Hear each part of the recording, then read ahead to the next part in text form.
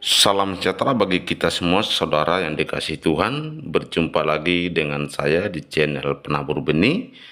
Kita akan kembali mendengarkan bagaimana respon dari seorang Ibnu Kalam yang menjawab terkait dengan tuduhan-tuduhan para polemikus bahwa Paulus mengubah ajaran Tuhan Yesus berdasarkan Injil. Dan ini seringkali dituduhkan oleh para polemikus, dan bagaimana penjelasan dari seorang Ibnu Kalam yang belajar juga terkait dengan Alkitab, dan bahkan dia membantah bahwa lebih banyak di Islam yang mengubah terkait dengan ajaran Nabi Muhammad. Dan bahkan lihat sendiri sekarang bahwa banyak sekali nasab-nasab yang bertentangan dengan akidah yang sesungguhnya. Dan kita juga sebagai pengikut Kristus memang berpendapat bahwa Paulus dalam ajarannya, dalam surat-surat yang ia tuliskan, bahwa Paulus tetap setia pada ajaran Yesus Kristus dan hanya menjelaskan maknanya bagi orang non-Yahudi. Sementara itu, yang lain percaya ada perbedaan signifikan karena fokus ajaran Paulus pada kematian dan kebangkitan Kristus sebagai penebus dosa, serta menekankan yang berbeda pada kedatangan kembali Yesus yang kedua kalinya. Dan mungkin yang lain berbeda sedikit, yaitu bagaimana Tuhan Yesus mengajarkan dan bahkan Paulus menekankan tentang fokus pada kerajaan Allah.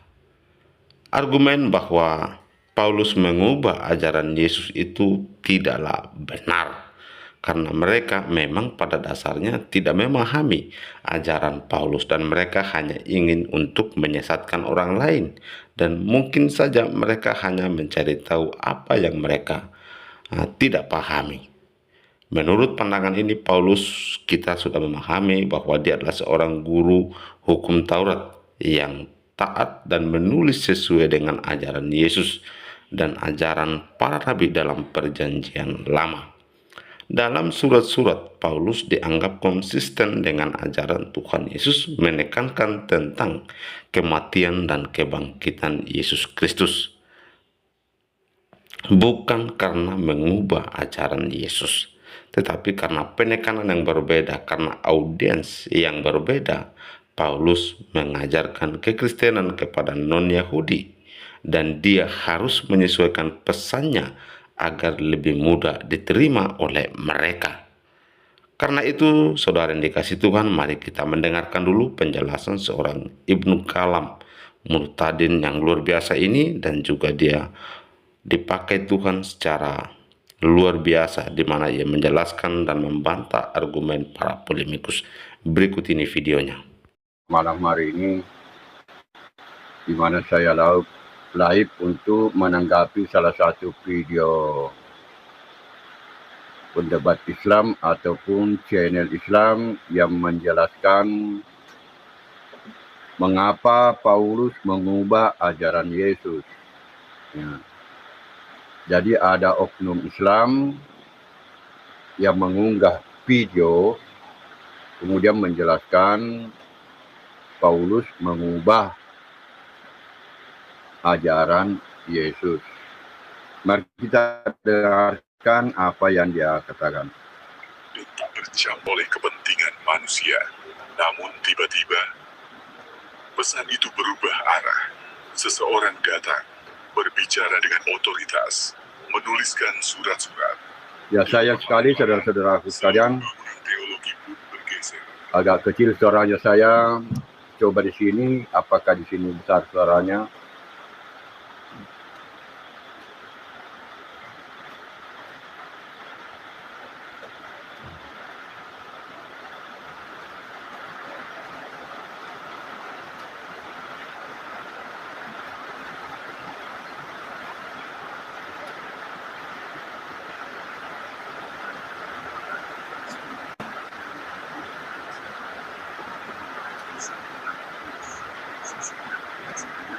malah tidak muncul suaranya. Ini. Jadi saya merasakan itu ada semacam gangguan juga ya. Pada waktu saya live, saya heran kalau suara HP berubah menjadi kecil. Inilah kisah tentang Paulus, sosok yang oleh sebagian orang dianggap rasul besar. Namun, Jadi saudara-saudaraku sekalian, yang ingin saya sampaikan pada malam hari ini adalah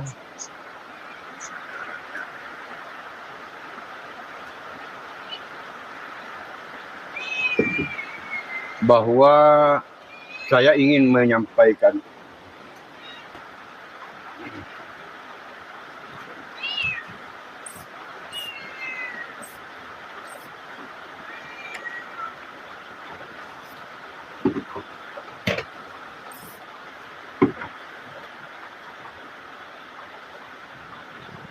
bahwa kritikan dari oknum-oknum Islam sebenarnya dia tidak melihat apa ya, balok kayu di matanya. Jadi ada oknum Islam yang tidak melihat balok kayu di matanya, tapi dia melihat serbuk kayu di mata orang lain. Nah, ini cocoknya untuk channel Islam ini, ruang rahasia. Ya, ruang rahasia. Jadi dia menuduh Paulus merubah ajaran Yesus. Nah, sekarang apakah di umat Islam itu ada yang merubah ajarannya Nabi Muhammad? Oh, lebih banyak lagi. Lebih banyak lagi ulama merubah ajaran asli Nabi Muhammad. Lebih banyak lagi. Lebih banyak lagi ulama merubah-rubah ajaran Nabi Muhammad. Jadi kau orang-orang Islam yang menuduh Paulus merubah ajaran Yesus, kalau di Islam lebih banyak lagi. Lebih banyak.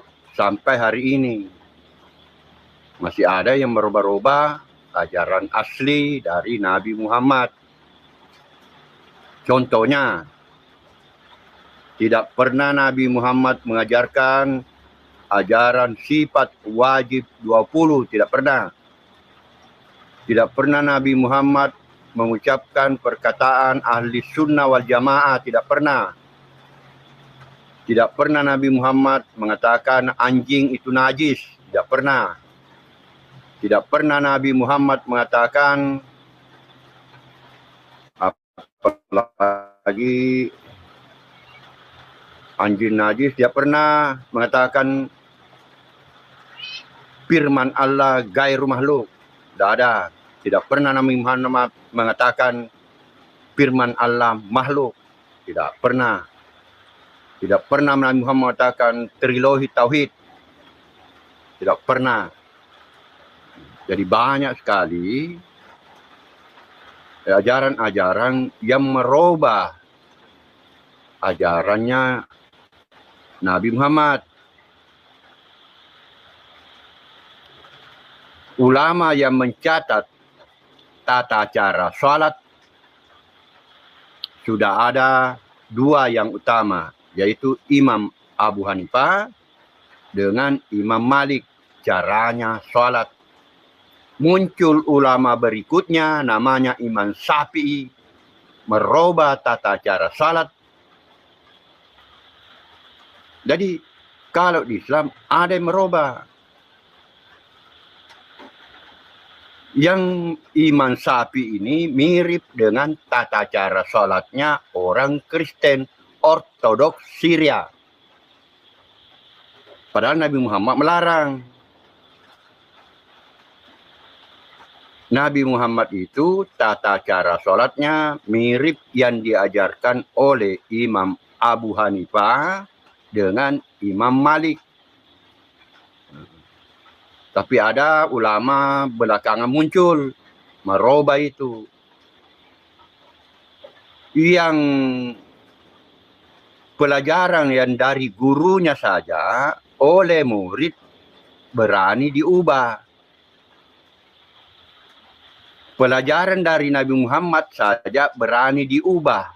Apalagi kalau dari guru. Contohnya, apa yang sudah ditulis oleh Imam Malik diubah oleh muridnya Imam Syafi'i. Jadi tidak asli lagi. Jadi ajaran Islam di Indonesia bukan ajaran Islam seperti di zaman Nabi Muhammad. Jadi kau ini channel apa ini? Channel Ruang Rahasia. Subscribe-nya 27 orang. Ya. Banyak pakar sejarah dipandang sebagai orang yang mengubah ajaran asli Yesus. Pakar sejarah, katanya menurut pakar sejarah, Paulus merubah ajaran Yesus. Jadi dia lebih percaya pakar sejarah daripada yang tertulis di Alkitab. Kasusnya mirip dengan Pak Donditang. Pak Donditang lebih percaya kitab-kitab yang ditulis oleh orang-orang yang melawan ajaran Alkitab Perjanjian Baru.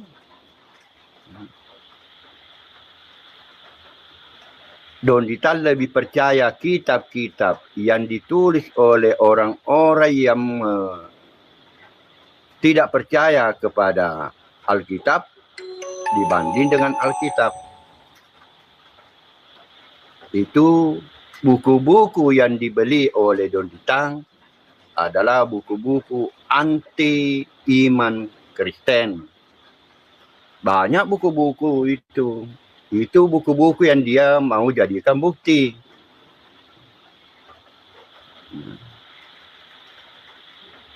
Jadi saudara-saudaraku sekalian, ada maling berteriak maling. Jadi di umat Islam itu ada maling berteriak maling. Atau orang-orang Islam itu kebanyakan, khususnya yang mengkritik Rasul Paulus, itu sebenarnya sudah ada peringatan di apa yang diucapkan oleh apa yang tertulis di dalam Perjanjian Baru.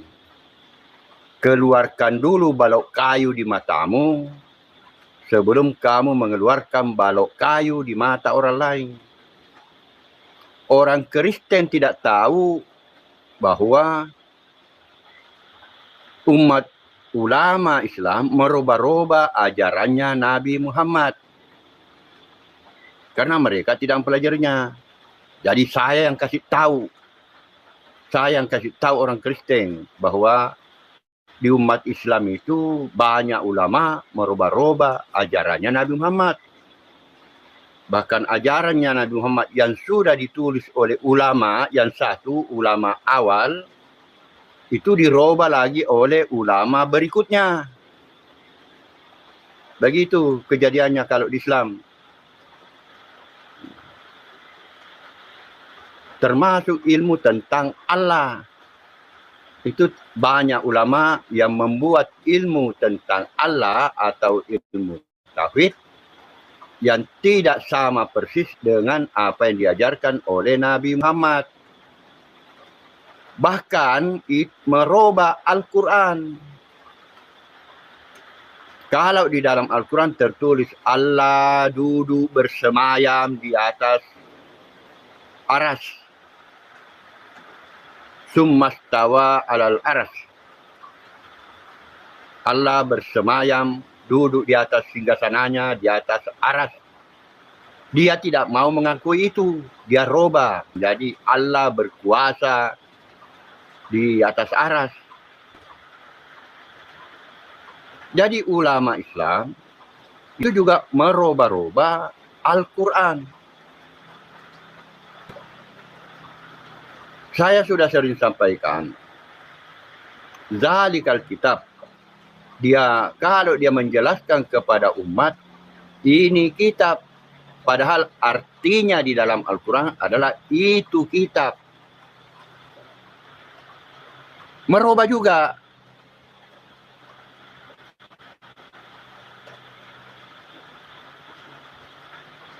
Kalau Rasul Paulus itu, dia bedakan ajaran untuk orang Yahudi dengan non-Yahudi, atau orang Israel dengan non-Israel. Ada alasannya. Paulus membedakan ajaran untuk orang Israel dengan orang non-Israel. Memang diubah karena lain sasaran yang hendak dicapai. Itulah sebabnya berbeda juga namanya. Ada Nasrani, ada Kristen. Kalau Kristen, orang non-Israel yang percaya kepada Yesus. Kenapa mesti dibedakan pengajarannya? Karena lain aturannya.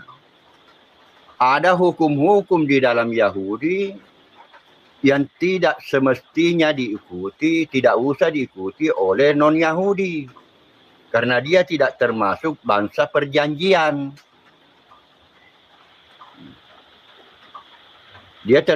Orang non-Israel bukan bangsa perjanjian. Yang masuk bangsa perjanjian adalah bangsa Israel.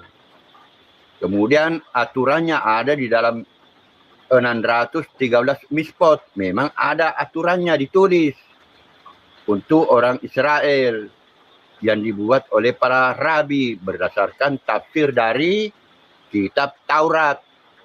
Namanya kitab Talmud.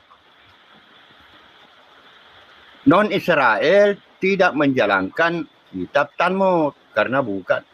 Bahkan di kitab Talmud itu orang non-Israel dianggap najis, kafir.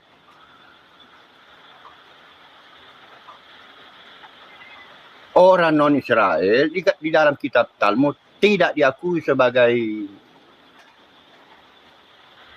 orang suci. Diakui sebagai kafir. Diakui sebagai najis. Begitu. Jadi kalau Rasul Paulus itu tidak mensunat orang non-Israel. Tapi muridnya Paulus yang bangsa Yahudi atau Israel, dia sunat. Tapi pendebat Islam hanya membaca pakai satu kacamatanya. Kenapa pendebat Islam itu mengkritik Paulus? Karena hanya melihat, hanya mencari kesalahan-kesalahan. Kesalahannya Paulus supaya pengikutnya Paulus menjadi mu'alaf. Kalau banyak pengikutnya, banyak pemasukan. Kalau tidak ada pengikut, tidak ada pemasukan.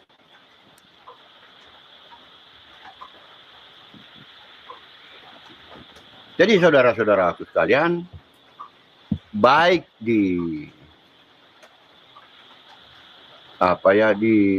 Perjanjian Baru maupun Perjanjian Lama maupun di Al-Quran, pengikutnya Al-Quran ada yang merubah-rubah ajarannya Nabi Muhammad. Jangan kau tuduh Paulus saja yang merubah.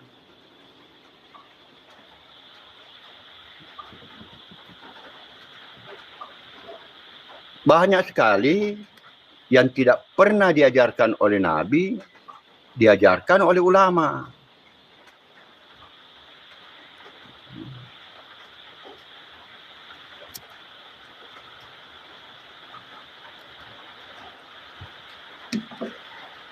Jadi saya harap orang Islam ini jangan kau tidak melihat kekuranganmu. Pelajari juga kau punya kekurangan, banyak sekali kekuranganmu. Bahkan saudaramu yang dari Yaman itu sudah menyembah berhala, sudah musyrik. saudaramu seiman yang dari Yaman, orang-orang Yaman itu sudah menyembah kuburan, sudah musyrik, dan memang diramalkan oleh Nabi Muhammad bahwa ada nanti umatnya yang kembali menyembah berhala. Lebih baik kau perbaiki itu. Kalau kau mau tahu ajaran Paulus, kau harus belajar Torah, belajar Misbot, belajar bahasa Yunani, belajar bahasa Ibrani. Supaya tahu. Kamu juga harus cari tahu kenapa Paulus, kalau orang non-Yahudi, dia tidak sunat. Tapi kalau muridnya Yahudi, dia sunat.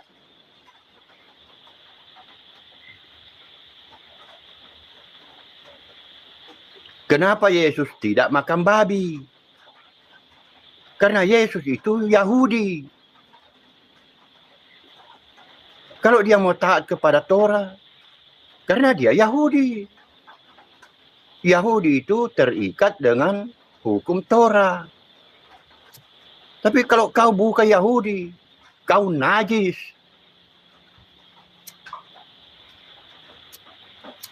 Kau dianggap najis oleh orang Israel. Jadi tidak perlu disunat.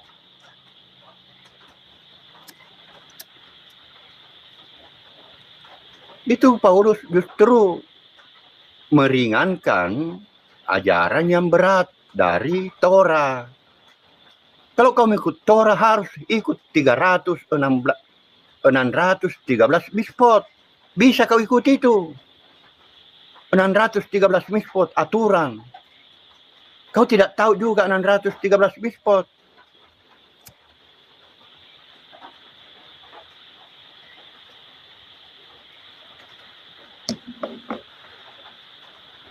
Dan ingat saudaraku, bahwa orang Kristen maupun Nasrani tidak ada yang pernah mengkritik ajaran Islam sebelum agama Islam itu ada. Tidak pernah itu, tidak ada cita-citanya, tidak ada maksudnya murid-murid Yesus dan termasuk Yesus sendiri mau mengkritik ajaran Islam. Karena tidak ada Islam pada waktu itu.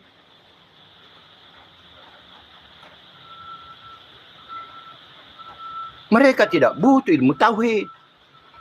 Lain dia punya aturan tentang mengenal Allah, mengenal Elohim. Dan tidak ada Allah di waktu itu. Yang ada Allah, bahasa Aram. Allah beda dengan Allah, bahasa Arab. Hanya mirip. Dan saya kasih tahu kau, orang Islam, bahwa nama Allah itu pernah tidak ada. Jangan kau kira dari sejak alam semesta sudah belum diciptakan, sudah ada nama Allah. Nama Allah itu belakangan baru muncul, sama dengan istilah Tuhan. Tuhan itu baru muncul di abad ke-17. Sebelum abad ke-17 tidak ada orang ngomong Tuhan, Tuhan, Tuhan. Tidak ada. Sebelum bangsa Arab ada, dan memang belakangan baru ada bangsa Arab, tidak ada orang ngomong Allah, Allah, Allah. Tidak ada. Nanti ada Allah setelah ada bahasa Arab.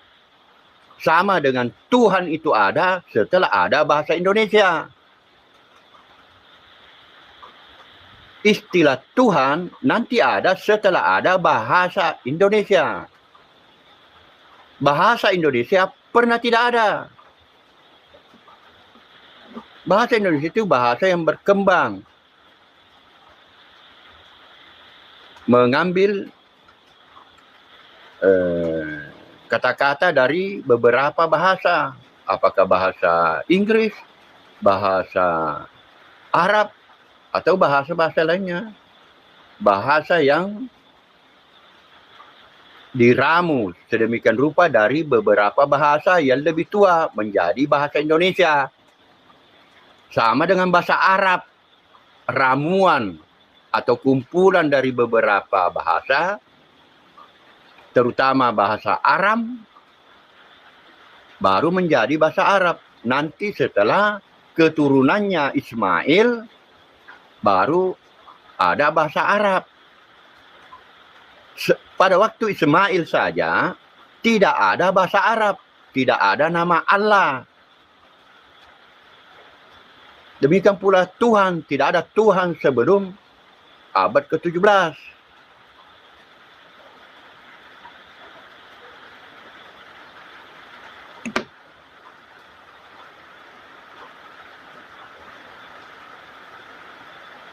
Jadi saya harap kepada channel Ruang Rahasia,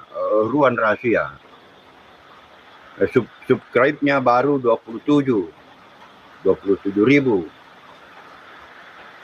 Paulus merubah-rubah ajaran Yesus, tauhid. Belum tentu juga dia tahu tauhid apa itu tauhid. Tauhid itu bukan satu. Tauhid itu kesatuan. Itulah sebabnya Imam Asy'ari menyusun 20 sifat-sifat bersatu di dalam diri Allah. Jadi ada 20 yang kekal di dalam diri Allah. Kesatuan berarti banyak. Kalau 20 yang kekal, yang boleh kita katakan kekal itu hanya Allah. Tapi dia masukkan 20 di dalam diri Allah, sifat-sifat kekal selama-lamanya bersama dengan Allah. Itu Imam Asy'ari yang dikafirkan oleh Ibn Rushd. Karena Ibn Rushd mengatakan 3 saja di dalam diri Allah sudah musyrik menurut Al-Quran. Apalagi 20, lebih kafir dari kafir lagi. Karena kalau di Al-Quran dilarang ajaran 3, salah satun. Dilarang ajaran 3. Itu kalau di Al-Quran. Beda dengan di Perjanjian Baru. Beda lagi dengan di kitab Weda. Kalau di kitab Weda justru dijelaskan dengan tegas 3 Tuhan, Trimurti, yang berbeda, masing-masing berbeda, berpisah. 3 Tuhan, Triteos. Tuhan Brahma, Wisnu, dan Siwa. Itu Triteos, 3 Tuhan. Nanti 3 Tuhan ini mempunyai keturunan. Jadi akhirnya banyak Tuhan, menjadi 3, menjadi 33.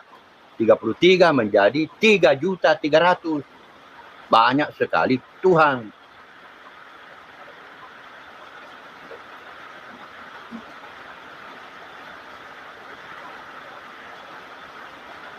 Tetapi tetap harus menyembah satu Tuhan. Sekalipun kitab Weda menjelaskan banyak Tuhan, tidak boleh menyembah 2 Tuhan, hanya satu Tuhan.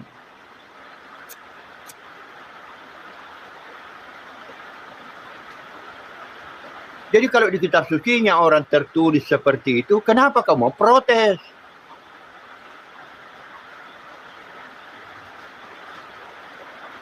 Apa anumu? Apa kuasamu mau merubah kitab sucinya orang?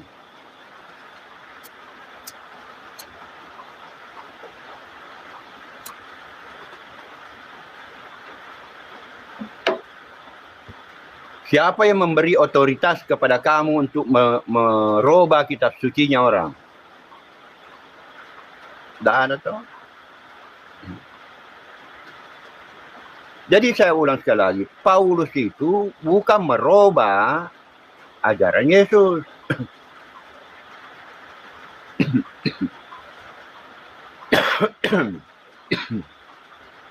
Tetapi dia mengajar kepada non-Israel. Dia ditugaskan. Baca kisah para rasul. Memang dia ditugaskan untuk bangsa non-Israel. Sedangkan rasul yang lain untuk bangsa Israel. Begitu.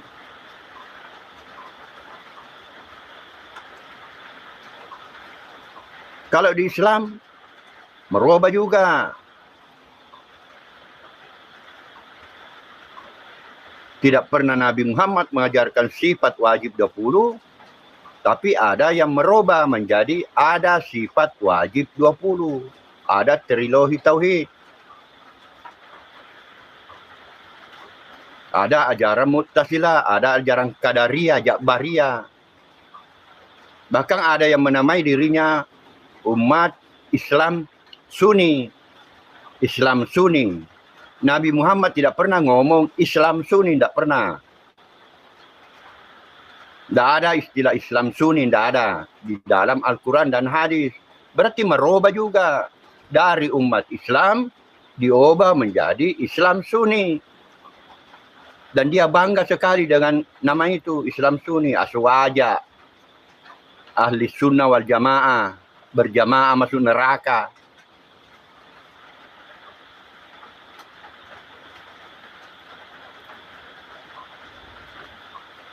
Jadi saya himbau kepada umat Islam, khususnya yang mempelajari tentang ketuhanan,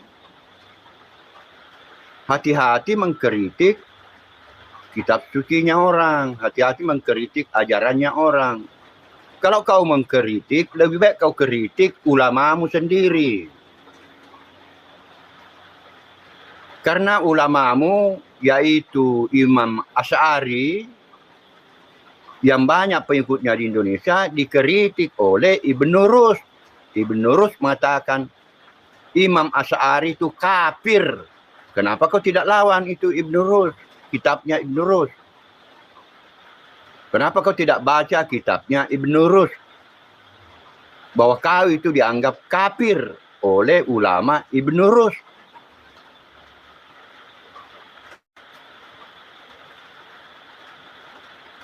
Umat Islam di Indonesia itu khususnya pengikutnya Abdul Somad, Gus Baha, kemudian dan itu Said Agil Siraj, itu dia tahu peristiwa itu. Dia tahu itu bahwa Ibn Rus mengkafirkan kelompoknya. Dia tahu. Dia tahu itu. Pernah saya dengar videonya itu. Penjelasannya bahwa kelompoknya dia Asy'ari itu dikafirkan oleh Ibn Rus. Dia tahu.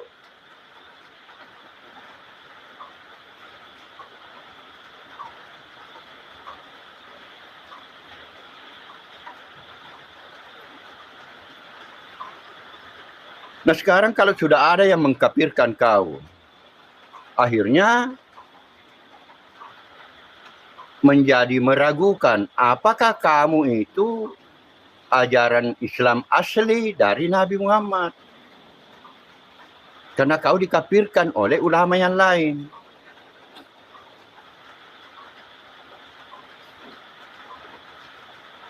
Seperti juga di Kristen.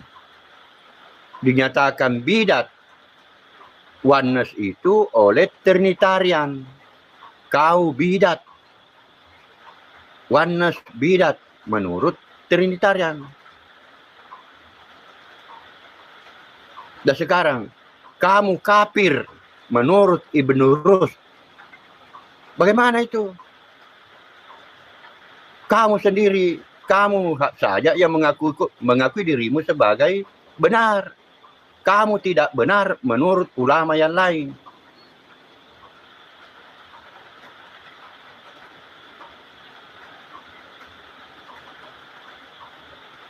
Apalagi kalau berhadapan Mu'tazilah, lebih gawat lagi.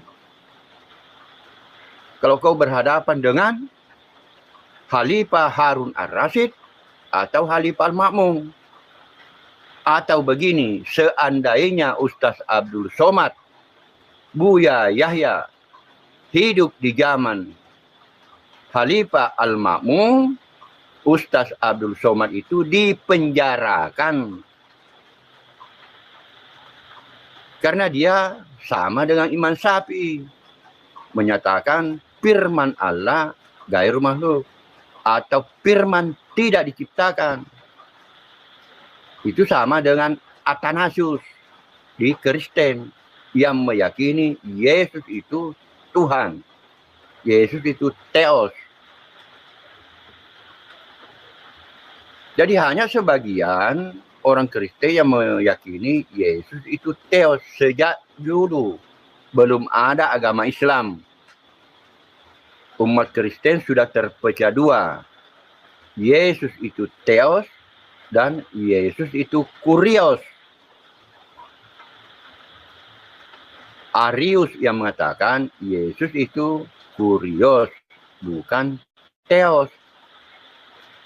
Tapi Athanasius mengatakan Yesus itu dia Kurios, dia juga Theos.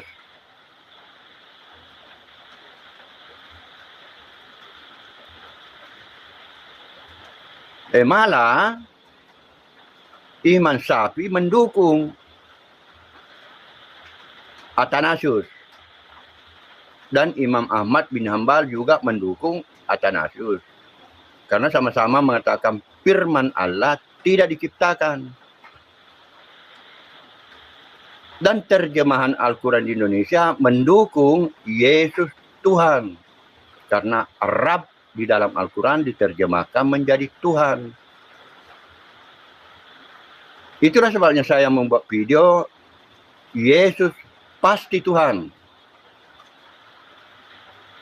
Karena terjemahan Al-Quran Rab itu Tuhan. Padahal di dalam Al-Quran Rab itu raja, bukan Tuhan. Kalau di dalam Al-Quran. Dan terjemahan Al-Quran luar negeri, terjemahan Al-Quran bahasa Inggris, kalau Rab itu Lord, bukan God, bukan Tuhan. Terjemahan Al-Quran berbahasa Inggris, Rab itu bukan Tuhan, tetapi Lord atau Raja. Tapi terjemahan Al-Quran di Indonesia lain. Terjemahan Al-Quran di Indonesia mendukung Yesus Tuhan.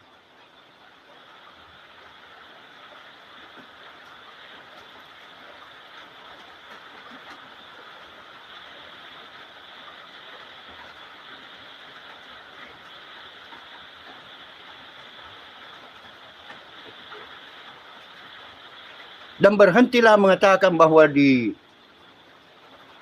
zamannya Yesus dan di zamannya Musa, kau meyakini ada Allah-Allah di situ. Tidak ada Allah di situ. Musa itu tidak mengenal nama pencipta langit dan bumi dengan nama Allah. Jadi pernah nama Allah tidak ada. Sama dengan ucapan Arius, pernah firman tidak ada. Nah, saya ingin menambahkan, pernah nama Allah tidak ada.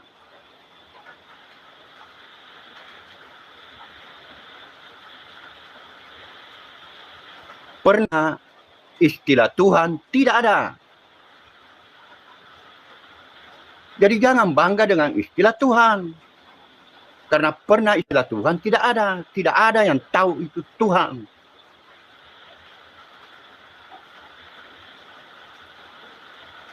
Sama dengan Allah. Di zaman Musa tidak ada yang mengenal Allah. Yang ada Allah, Eli, Elohim, Adonai. Apalagi di zamannya Sri Krishna. Lebih tidak ada lagi.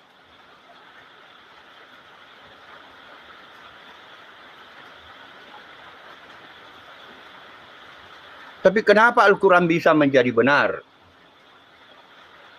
Karena ada dalilnya dalam Al-Quran. Al-Quran kalamullah ja'ala arabian. Al-Quran itu firman Allah yang dijadikan berbahasa Arab.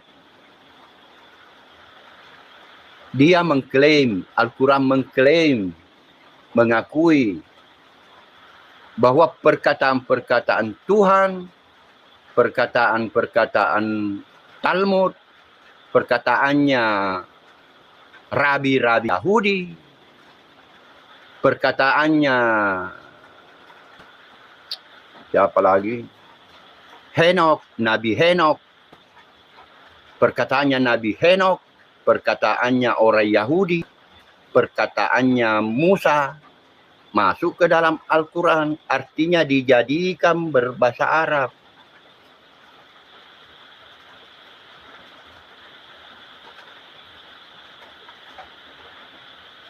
Itu maksudnya Al-Quran kalamullah ja'ala Arabian. Jadi terjemahan. Nama terjemahan atau nama dijadikan.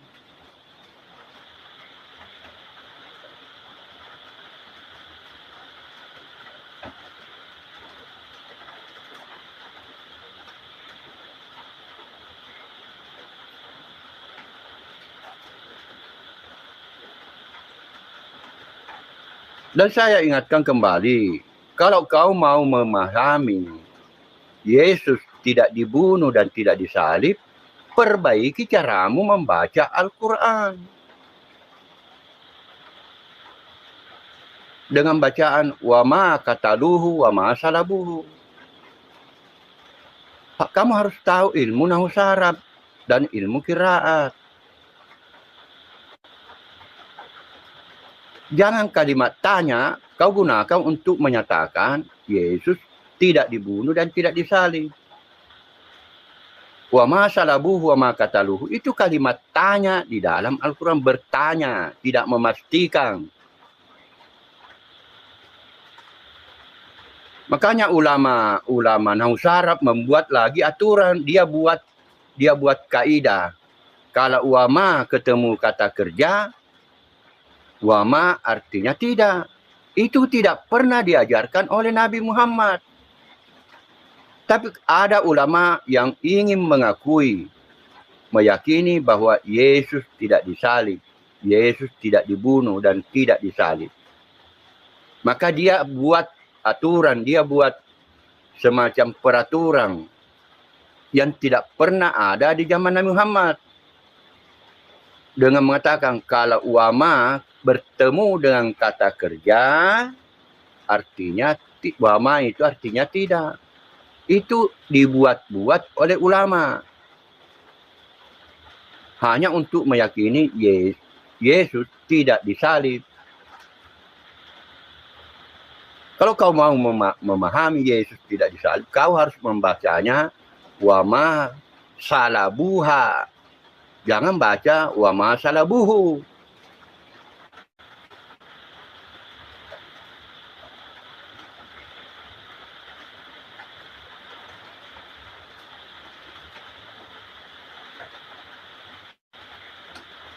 Jadi pada malam hari ini saudara-saudaraku sekalian, saya mengkritik oknum Islam yang mengatakan Paulus merubah ajaran Yesus. Kalau begitu timbul pertanyaan, Iman Syafi'i merubah ajaran Nabi Muhammad yang diikuti di Indonesia oleh Ustaz Abdul Somad. Imam Ahmad bin Hanbal juga merubah. Banyak merubah-rubah. Dan tidak pernah ada di zamannya Nabi Muhammad, dia tambah-tambahi. Merubah juga.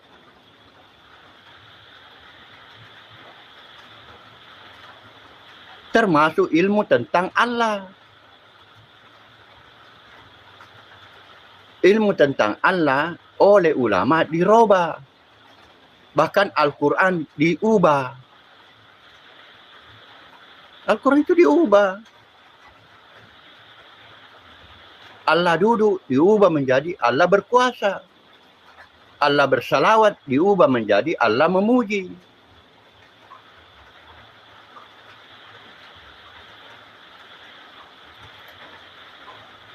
Wa rasuluhu wa kalimatuhu. Wa rasuluhu wa kalimatuhu. Diubah juga menjadi diciptakan dengan sebuah kalimat. Padahal artinya Isa Al-Masih itu adalah utusan Allah dan kalimatullah. atau firman Allah. Diubah menjadi ditambah-tambahi. Menjadi diciptakan dengan sebuah kalimat.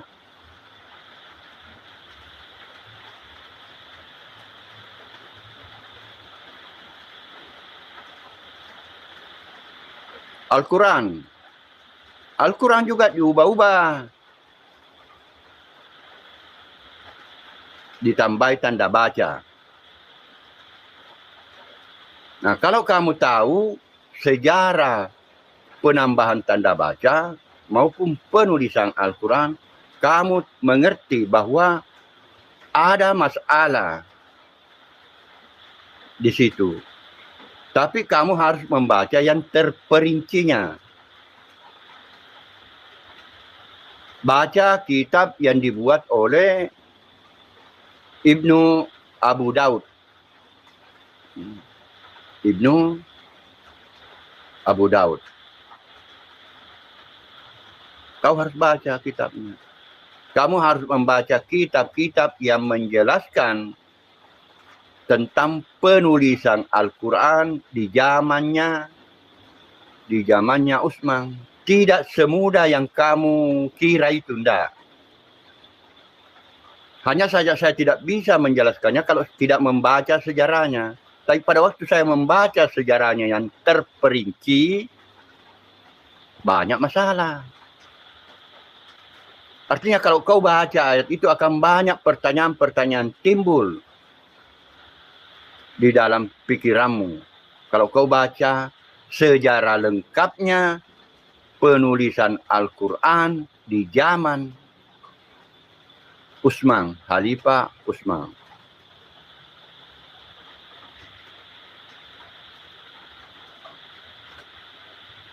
Tapi kalau ustaz yang menjelaskan baik. Tidak ada masalah. Tapi kalau kita baca terperincinya yang lebih lengkap, yang ditulis oleh ulama, banyak yang bisa dikritisi. Banyak yang bisa dikritik.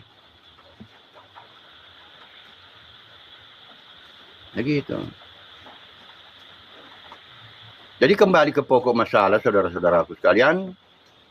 Ajaran asli dari setiap ajaran itu ada yang merubahnya.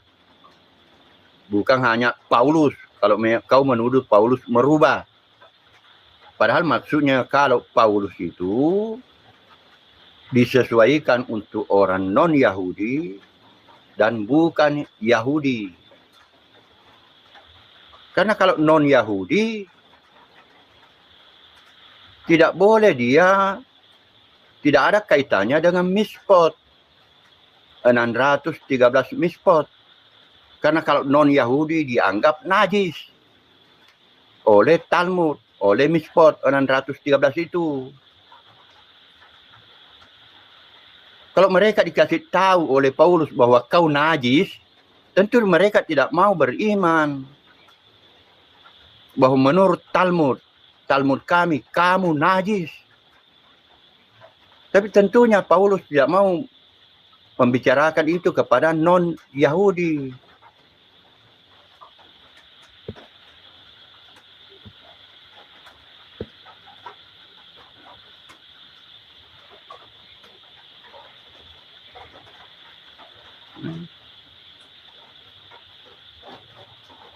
Bayangkan, di dalam Al-Quran dikatakan, Allah yang menurunkan Injil, Allah yang menurunkan Taurat. Seharusnya cocok. Karena Allah yang menurunkan Injil, Allah yang menurunkan Taurat. Seharusnya cocok. Tetapi ada orang Islam mengkritik kalau cocok. Coba itu umat Islam. Sama dengan kalau kita motor kita rusak. Kita harus motor kita rusak. Apanya yang rusak? Businya yang rusak. Kita ke toko, tentu kita beli busi yang cocok dengan motor kita. Tetapi tentang cocok itu dikritik oleh orang Islam.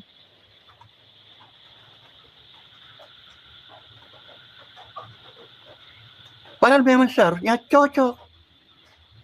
Karena Allah yang menurunkan Injil, Allah yang menurunkan Taurat. Menurut Al-Quran. Tentunya ini dibantah oleh pengikut Injil dan pengikut Taurat.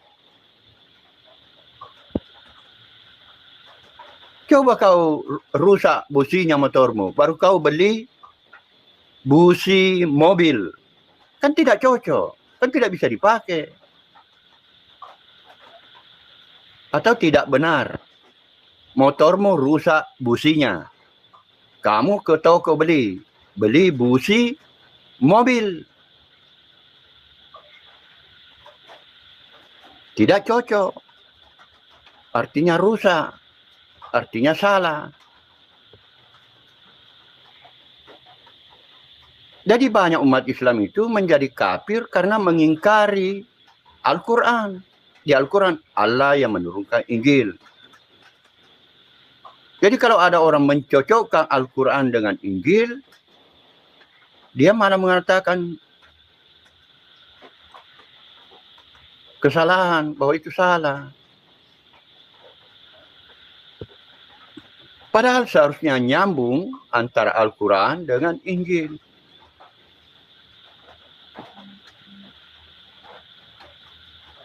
Jadi dia mengingkari Al-Quran, mengingkari firman Allah di dalam Al-Quran. Allah yang menurunkan Injil. Berarti Injil itu benar. Karena itu firman Allah juga.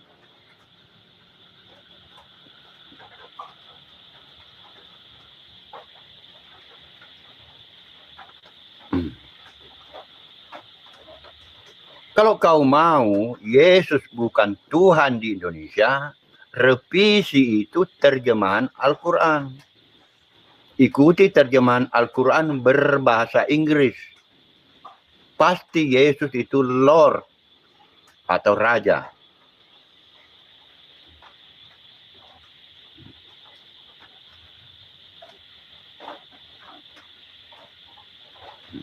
Pasti Yesus itu Raja. Kalau kamu mengikuti terjemahan Al-Quran berbahasa Inggris. Tapi biasanya yang masuk di ruangan ini adalah orang-orang miskin. Miskin ekonomi, miskin pengetahuan lagi. Sudah miskin tidak menonton. Tidak ada pembeli kuotanya untuk menonton debat-debat Islam. Islam lawan Islam. Jadi dia tidak tahu bahwa di Islam banyak masalah. Buktinya ada perdebatan antara ulama Islam melawan ulama Islam. Supaya kau tahu bahwa ada masalah di umat Islam. Tapi karena miskin kuotanya, tidak ada pembeli kuotanya, tidak dia tonton.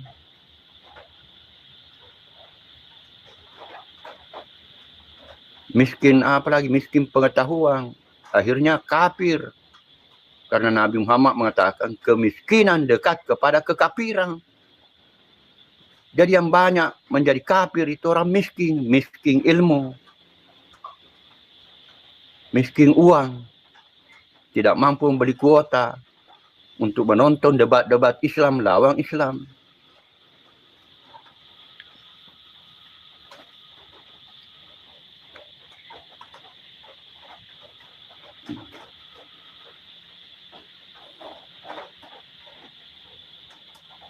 Kafir saja dia tidak tahu.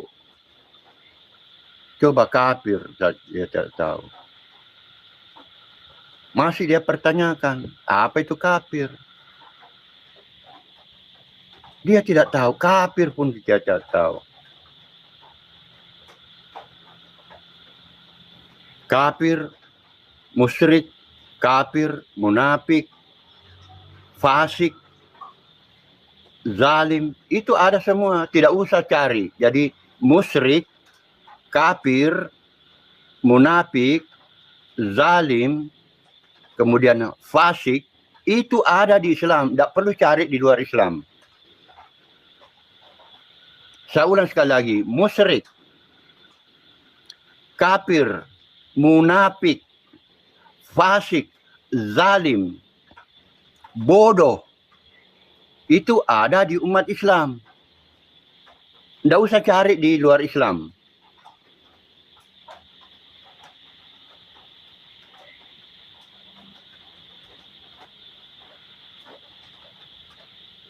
Dan sudah ada penjelasannya dalam Al-Quran. Tentang musyrik sudah ada, tentang kafir sudah ada, tentang munafik, fasik, zalim, bodoh. Ada semua dalam Al-Quran. Tapi masih dia bertanya, apa itu kafir?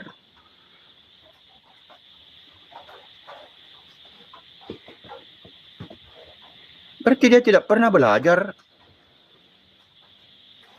membaca buku-buku Islam. Dan ingat, orang kafir itu juga diterima doanya. Mungkin dia tidak tahu ini. Mungkin dia heran kalau saya mengatakan orang kafir di ajaran Islam itu diterima doanya. Siapa yang mampu jawab di sini?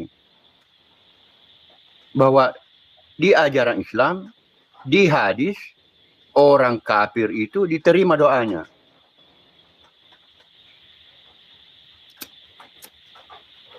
Bahkan didukung oleh ayat-ayat Al-Quran. Kenapa dia tidak tahu? Karena tidak ada kuotanya membaca, tidak ada kuotanya belajar dari ulama.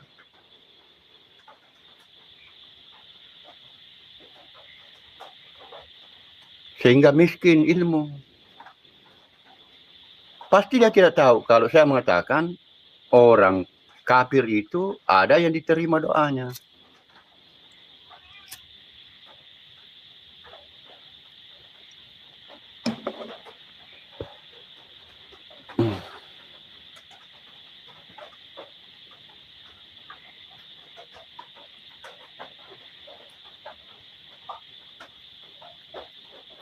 Paling yang dia tahu Yesus bukan Tuhan, itu saja ilmunya.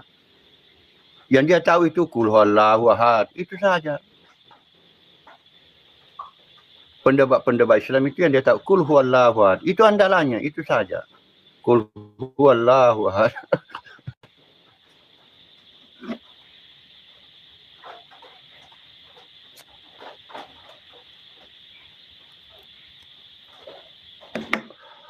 Dan pada waktu dia menerjemahkan Qul huwallahu ahad, dia hilangkan istilah huwa, kata huwa di dalam Qul huwallahu ahad itu. Dia mengingkari huwa.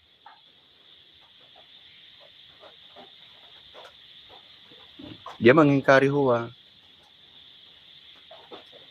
Padahal semua kitab suci itu Qul huwallahu ahad. Mulai dari kitab Weda harus ada huwa. Tidak boleh hanya Qul Allahu ahad. Katakanlah Allah itu Esa. Allah itu Esa kalau diarabkan Qul Allahu ahad. Dia hilangkan kata huwa. Dia tidak mau terjemahkan. Padahal huwa itu artinya dia seorang laki-laki.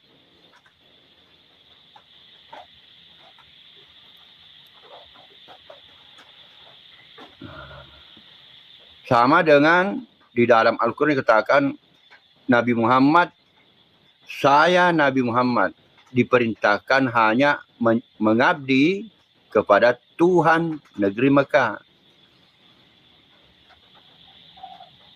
Tapi kalau orang Islam ditanya, man rabbuka? Dia menjawabnya, Allah. Allah itu nama. Akhirnya banyak orang Islam itu menyembah nama. Orang Islam kalau ditanya, man rabbuka? Dia menjawab, Allah. Allah itu nama. Sehingga selanjutnya kalau diperpanjang penjelasannya itu, orang Islam yang menjawab seperti itu, penyembah nama.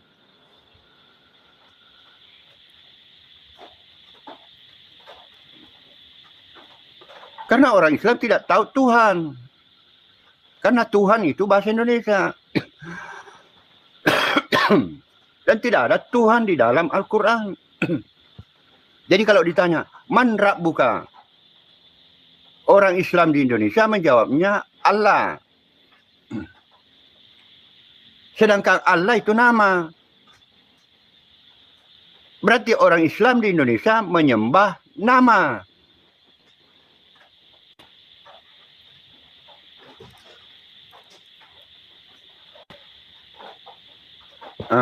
Baru menyembah nama. Yang kedua, banyak orang Indonesia itu menyembah kekosongan. Menyembah kekosongan. Yang mengatakan itu ulama juga. Bukan saya. Bahwa banyak orang di Indonesia itu penyembah kekosongan. Atau dia penyembah nama.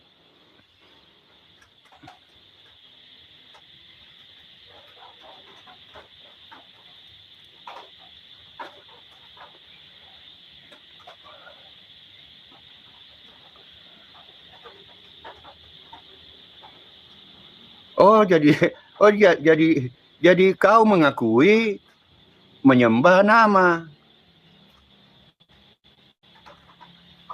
Ini ada yang menjawab, lebih baik daripada menyembah manusia. Berarti dia mau mengakui dia penyembah nama atau penyembah kosongan. Karena dia sudah membandingkan. Pantas apa yang dibahas oleh ulama, betul bahwa dia menyembah nama atau menyembah kekosongan. Karena dia mengatakan daripada menyembah manusia. Kalau begitu, Musa menyembah api.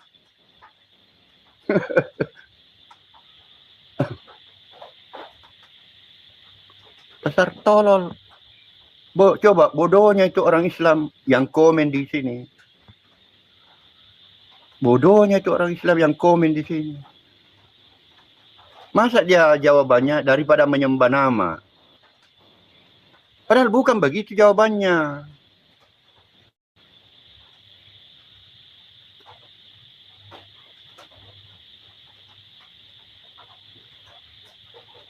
Ya, yang menyembah kekosongan itu seperti Ustaz Abdul Somad. Itu penyembah kekosongan. Karena dia tidak mau menggambarkan Allah. Dia tidak mau kalau Allah itu seperti manusia. Padahal di dalam Al-Quran, Allah menggambarkan dirinya seperti manusia.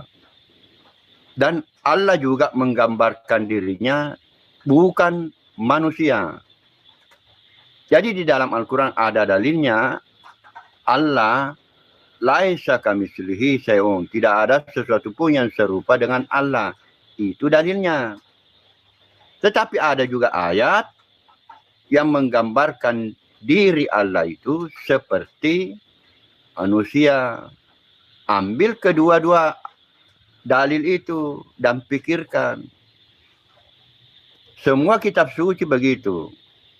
Mulai dari kitab Weda, ada penjelasannya laisa kamitslihi syai'un. Dari kitab Weda, Taurat, Injil, Al-Quran, semuanya mengatakan laisa kamitslihi syai'un.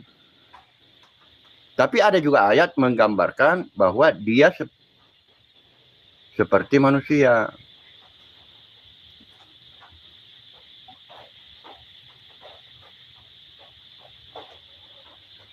Jadi kalau di kitab Weda, siapa yang seperti manusia? Yang inkarnasi. Itu digunakan istilah inkarnasi. Kenapa yang maha tinggi sang pencipta langit dan bumi berinkarnasi menjadi manusia supaya dia yang tidak berbicara itu bisa berbicara kepada makhluknya. Jadi dia harus inkarnasi. Kalau di kitab Taurat bukan istilah inkarnasi, tetapi teofani. Sama dengan di Perjanjian Baru. Kalau di Al-Quran istilahnya tajalli. Itu dalilnya ada dalam Al-Quran.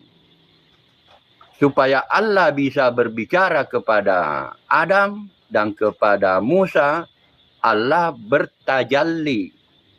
Allah menampakkan diri seperti manusia, tetapi bukan manusia. Semua kitab suci begitu.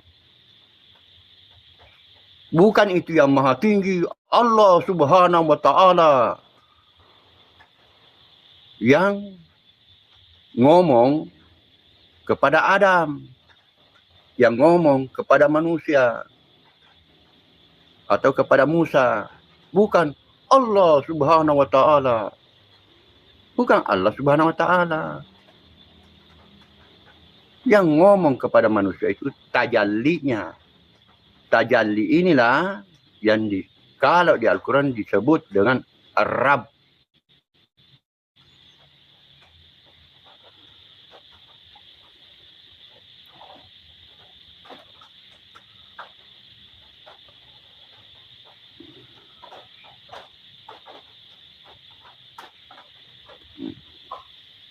Nah, kalau di perjanjian baru bukan bertajalli lagi, tetapi menampakkan diri. Jadi Tuhan menampakkan diri sebagai manusia, Yesus. Makanya dia diberi gelar Firman Allah, Kalimatullah kalau di Al-Quran.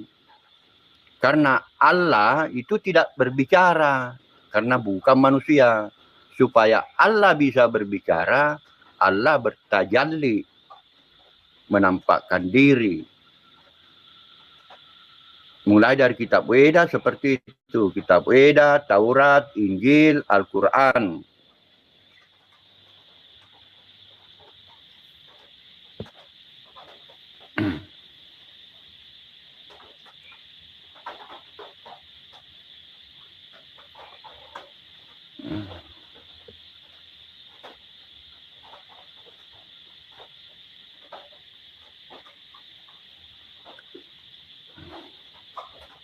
Jadi ingat, kalau di kitab Weda namanya inkarnasi. Sang pencipta langit dan bumi berinkarnasi. Kalau di Taurat, teofani. Elohim berteofani. Ya. Kalau di perjanjian baru, firman menjadi manusia. Firman berubah menjadi manusia. Kalau di Al-Quran, tajalli. Supaya kau paham.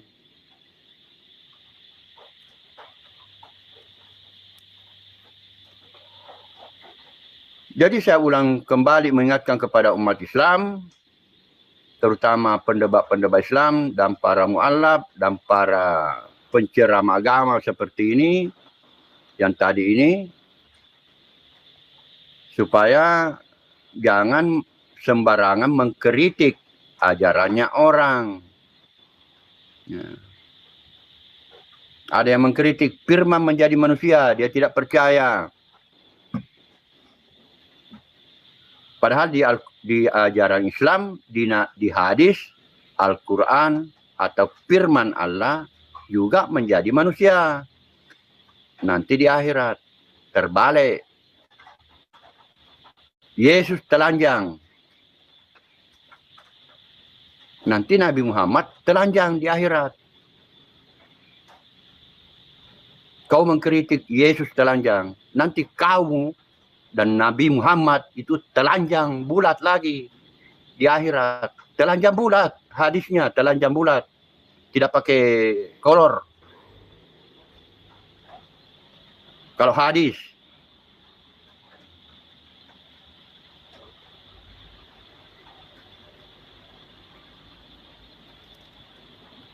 Jadi kau orang-orang Islam yang menonton ini, saya kasih tahu kau telanjang bulat nanti di akhirat.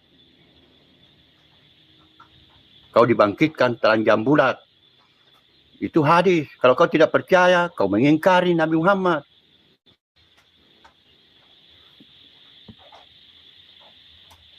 Jangan kau tuduh Yesus telanjang bulat. Kamu nanti yang telanjang bulat. Nah, Nabi Muhammad telanjang bulat. Istrinya telanjang bulat. Bahkan istrinya Aisyah itu protes. Bagaimana kami telanjang bulat nanti? Nah, ada penjelasannya, hadisnya lagi. Yang bermasalah, ada yang komen di sini tidak pernah membaca hadis. Tidak ada uangnya untuk membeli buku-buku hadis. Miskin.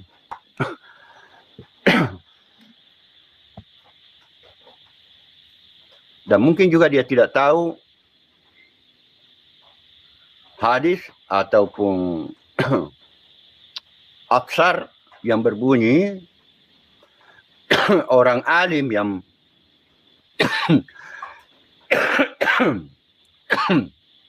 orang alim yang tidur di dalam masjid lebih mulia daripada orang bodoh yang salat. Mungkin dia juga tidak tahu. Saya kasih tahu kau orang Islam yang nonton ini. Orang alim di dalam masjid, yang tidur di dalam masjid itu lebih mulia dari orang yang salat tapi bodoh.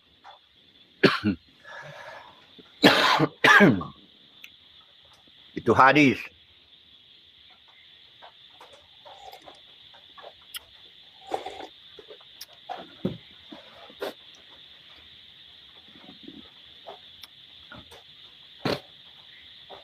Oh, nanti kau lihat nanti alat kelaminnya Nabi Muhammad, apakah bertato atau tidak. Nanti kau periksa juga alat kelaminnya Nabi Muhammad, karena Nabi Muhammad juga telanjang di akhirat. Jadi jangan kau membuat pernyataan seperti itu.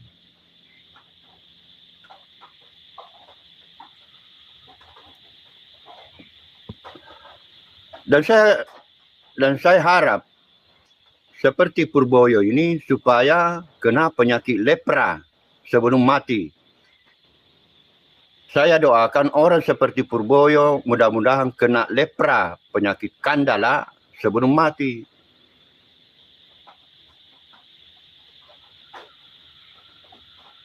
Karena menghina Tuhan, menghina Nabi Isa, menghina Yesus.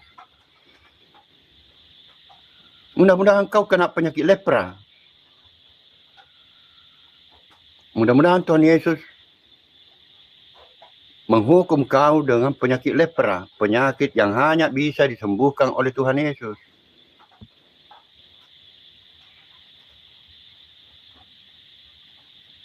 Demikian pula muhajir. Mudah-mudahan kena penyakit lepra atau penyakit kandala. Karena orang seperti ini tidak percaya Al-Quran, tidak percaya juga Alkitab. Tidak jelas Tuhannya ini. Karena kalau perintah di dalam Al-Quran, yang tertulis di dalam Al-Quran, Yesus itu terkemuka di dunia dan di akhirat.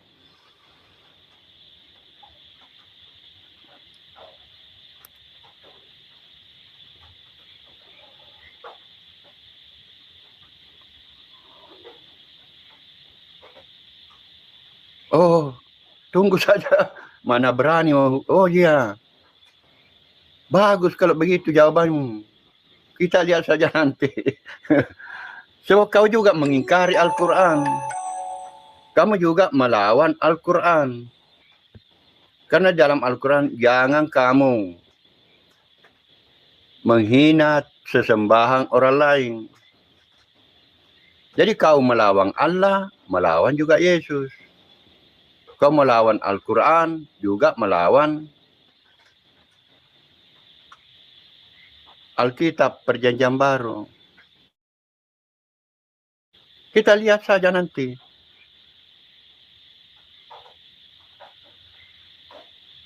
Jadi ada orang Islam di sini berani melawan Allah dan berani melawan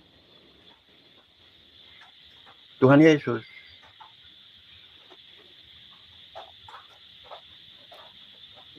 Banyak contoh-contohnya itu. Orang yang menghina Tuhan Yesus itu dihukum.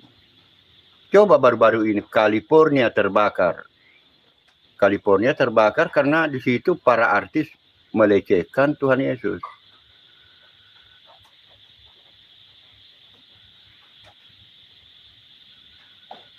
Sejak kapan ya?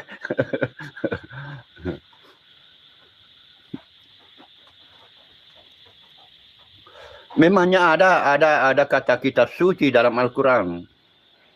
Tunjukkan satu ayat di dalam Al-Quran bahwa Al-Quran kitab suci.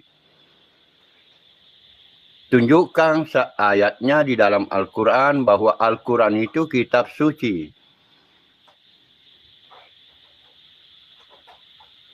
Tidak mampu jawab. Jadi berhati-hati mengkritik Alkitab. Karena Alkitab itu dalam bahasa Arabnya adalah Injil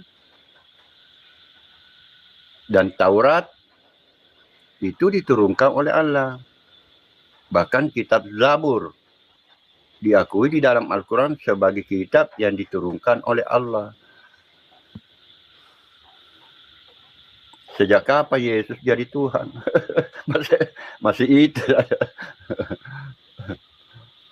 Ya kan tidak, saya sudah sampaikan bahwa tidak ada istilah Tuhan di kitab-kitab suci.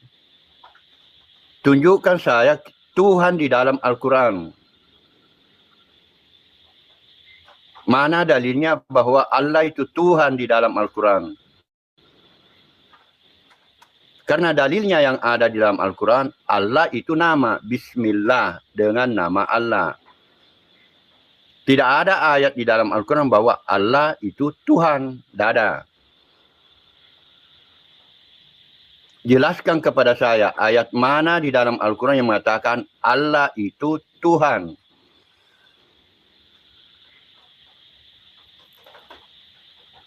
Yang ada di dalam Al-Quran itu Allah itu nama, Bismillah, dengan nama Allah.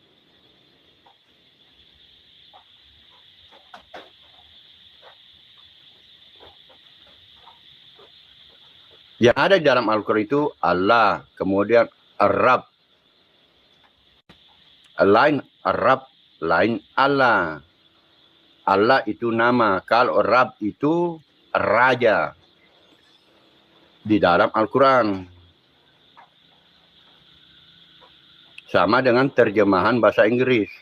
Rab itu Lord, bukan Tuhan.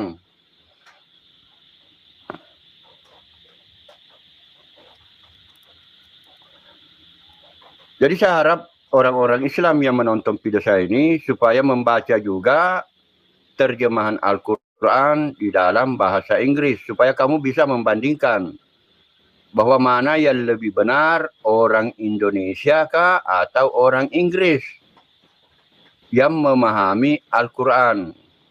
Mana lebih cerdas orang Inggris dengan orang Indonesia menterjemahkan Al-Quran.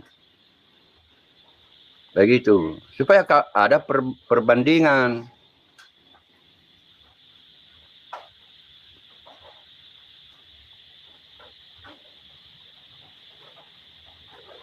Ya, jadi sekian saudara-saudaraku sekalian, karena sudah lebih 1 jam 15 menit.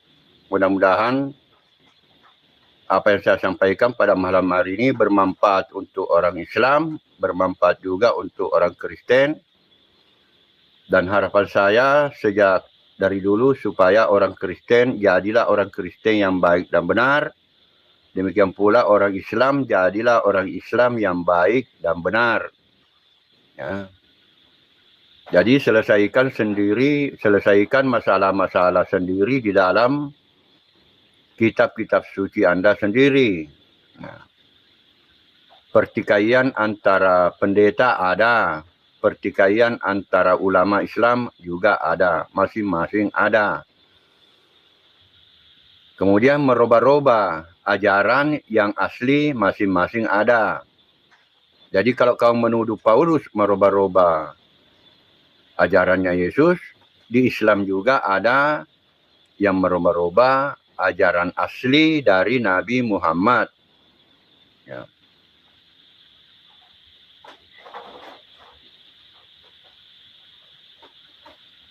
Jadi saya himbau pada malam hari ini supaya oknum-oknum Islam yang mengatakan Paulus merubah-rubah ajaran Yesus, supaya mempelajari juga siapa-siapa ulama yang merubah-rubah ajarannya Nabi Muhammad yang asli. Dan sudah saya sampaikan sebelumnya, jauh-jauh sebelumnya, bahwa ajaran Islam di Indonesia itu sangat-sangat bermasalah. Buktinya, gara-gara ajaran Islam di Indonesia sangat bermasalah, ketuhanan dengan kewajiban bagi umat Islam untuk menjalankan syariatnya tidak jadi berlaku, tidak diridhoi oleh Allah. Padahal Dr. Muhammad Hatta yang Islam berusaha supaya hukum Islam berlaku di Indonesia dengan Pancasila, ketuhanan dan kewajiban bagi umat Islam untuk menjalankan syariatnya. Tetapi niat baik daripada Dr.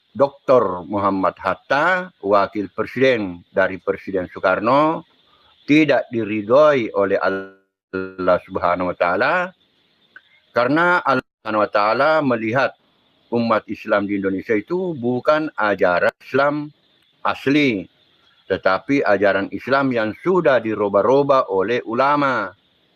Jadi niat baik daripada kiai dulu atau ulama dulu di zaman menjelang kita merdeka, ya Indonesia gagal menjadi negara Islam. Karena ajaran Islam di Indonesia itu bukan ajaran Islam murni, tetapi ajaran Islam yang sudah, ya boleh mau dikatakan Islam bukan, mau dikatakan Kristen juga bukan. Karena ulama yang diikuti adalah ulama yang pernah dinyatakan sesat atau dipenjarakan di zaman kejayaan Islam. Sekian, mudah-mudahan bermanfaat dan mudah-mudahan umat Islam di Indonesia mau merubah ilmu tauhidnya dengan ilmu fikihnya dan ilmu qiraatnya. Ya. Ilmu qiraat yang saya maksud, kalau kau mau meyakini Yesus tidak disalib, ubah caramu membaca Al-Quran.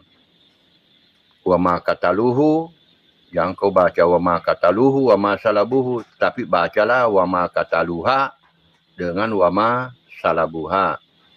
Ya.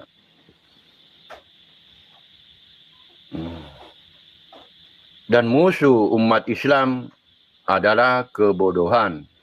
Ya. Ajaran Islam atau Al-Quran lawannya adalah kebodohan. Kalau umat Islam di Indonesia bodoh, dan memang terbukti bodoh dibanding dengan umat Islam di Turki yang bermazhab Imam Abu Hanifah, sedangkan di Indonesia bermazhab Syafi'i, ternyata di Turki lebih cerdas umat Islam di sana daripada di Indonesia. Demikian pula di Burkina Faso yang bermazhab Maliki, lebih agamais, lebih maju orang di sana, dengan Kapten Ibrahim Traore yang bermazhab Maliki, lebih diberkati oleh Allah, di mana Presiden Burkina Faso berhasil memberantas korupsi sehingga rakyatnya menjadi sejahtera.